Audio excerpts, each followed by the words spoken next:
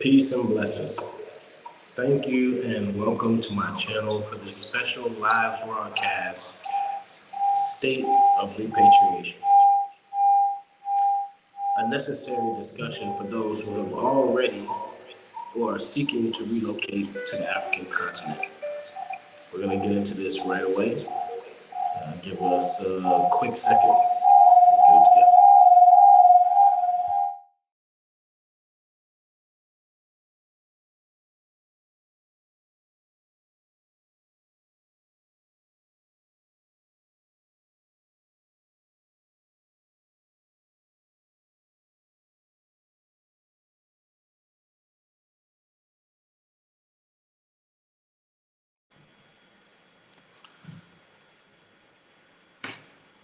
All right.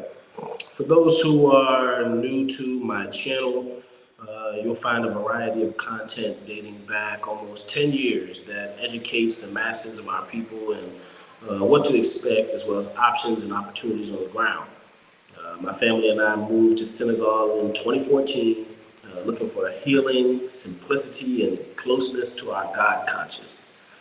We gave up our wealth, flourishing careers, nice homes, luxury items in America to dedicate ourselves to something more meaningful. We spent the first 16 months on the ground being students and in service to the community, volunteering in clinics, schools, building libraries, and educational safe spaces. Everything from street cleaning and sanitation efforts to language classes and business incubators for young adults. Work that we never took one penny in compensation for.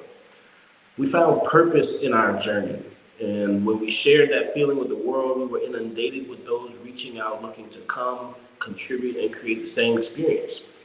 We put together a system, a solid foundation and supporting platform to be an effective door for the diaspora to walk through.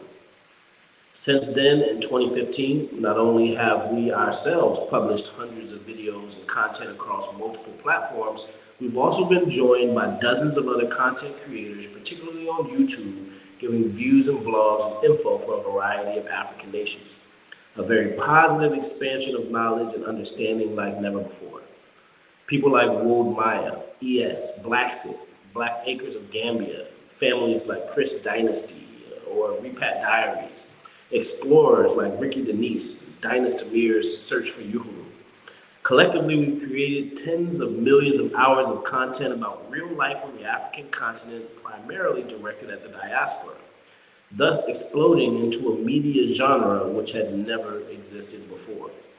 It seems like overnight, there were independent land and investment projects popping up in every country, and the collective message was to come and build.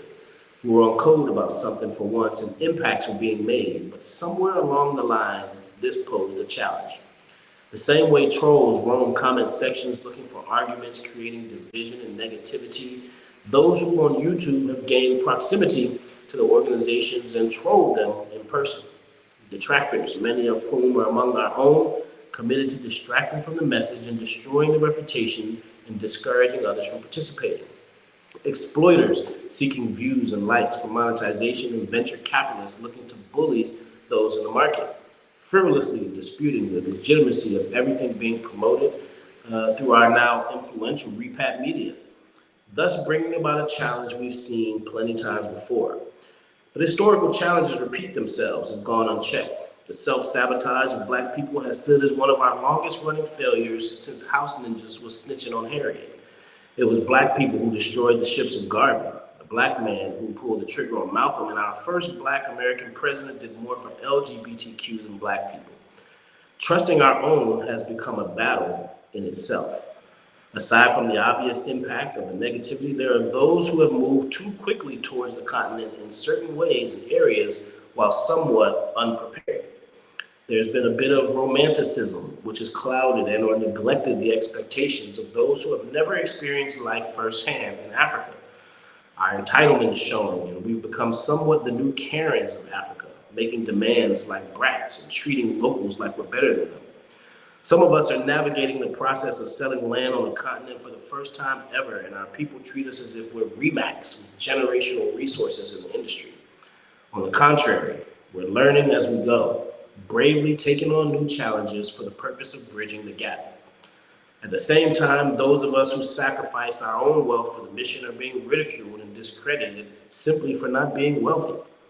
Meanwhile, many of our people are still coming to the continent looking for jobs, many coming without proper game plans to provide themselves with a soft and peaceful landing or full knowledge and scope of what they're getting into.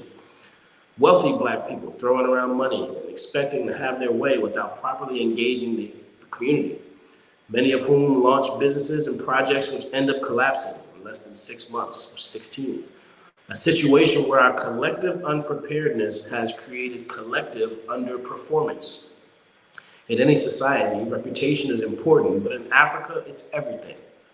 There's a reputation for the Mzungu, another reputation for the Chinese, and now there is a reputation for the repatriating diaspora, one that is largely influential on the ground but has been tainted by the circulation of negativity among ourselves.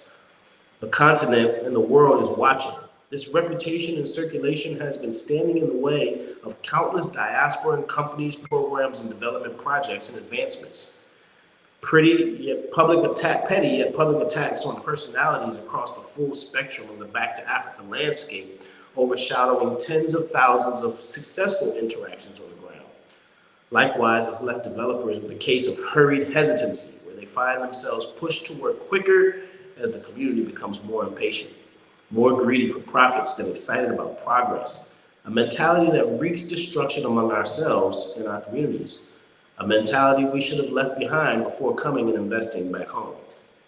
As we approach the end of the United Nations International Decade for People of African Descent, we have to ask ourselves, does it all end here? When the UN moves on to honor another demographic in the next decade, will we fall by the wayside and give up on our people and continent? Was it ever really real, or was it always just for show?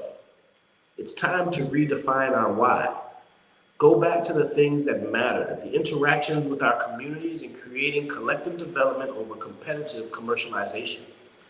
Today, on Juneteenth, I myself will be closing the door to my long-standing Exodus Club, a door we created 7 years ago to help our people connect with proper support.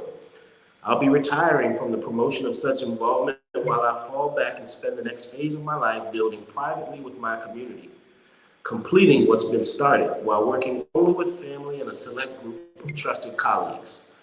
I encourage everybody to be vigilant against misinformation, attention seekers, and clout chasers. Resist and reject negative thinkers and talkers by including only your close and personal connections and resources. I pray that the next decade holds as much or more involvement from the diaspora as the past decade has. But I hope that our attitudes, egos, and intentions are in check so that we can see more development and less debating, more results and less ranting, more support and less sabotage. I pray that only the best of us make it this far, and that those who are not ready or not built for it will stay in the West where they'll be more happier. I pray that those guided by the devil will be ill intent and selfish ways to be casted away from those who have worked so hard to pave the way for others. In the famous words of Marcus Garvey, we do not want to take all Black people back to Africa. Some are no good here in America, and likewise will be no good in Africa. In closing, there will indeed be saboteurs, negative Nancys, Negropeans, and non-progressive ninjas seeking to spoil our efforts in the past decade. Those who saw and learned from the options and opportunities we promoted, and instead of building collectively, have decided to take corporate competitive route while defaming those who already exist in the market. As we move forward with our inherited mission, we look past the current issues and see light at the end of the tunnel. We understand that no matter how much negativity we encounter, this too shall pass, and our objectives are still within reach. It's still time to exit the home of our historic oppressor and get closer to the home of our exodus, of our ancestors. It is still Exodus time. Thanks for tuning in. Join our Exodus Club at the link in the description before midnight tonight to get our help with the process of relocating and doing business in Africa.